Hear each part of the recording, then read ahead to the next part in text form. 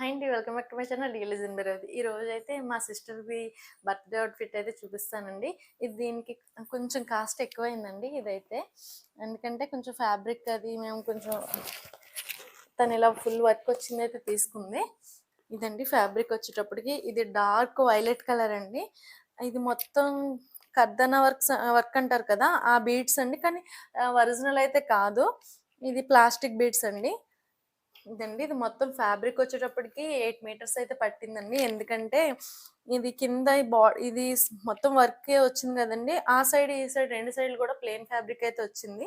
అది రిమూవ్ చేసి మొత్తం స్టిచ్ చేయడానికైతే ఇది 8 మీటర్స్ పట్టింది.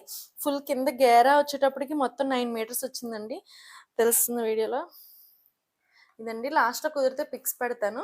హ్యాండ్స్ వచ్చేటప్పటికి పఫ్ హ్యాండ్స్ పెట్టాను. చాలా సింపుల్‌గా, ఎందుకంటే ఇది ఆల్రెడీ హెవీగా ఉందని. అందుకని ఇలా సింపుల్‌గా పఫ్ హ్యాండ్ పెట్టాను. ఫ్రంట్ వచ్చేటప్పటికి స్వీట్ హార్ట్ నెక్ షేప్ అయితే ఇచ్చాను. బ్యాక్ సైడ్ వచ్చేటప్పటికి డీప్ యూ షేప్ ఇచ్చాను.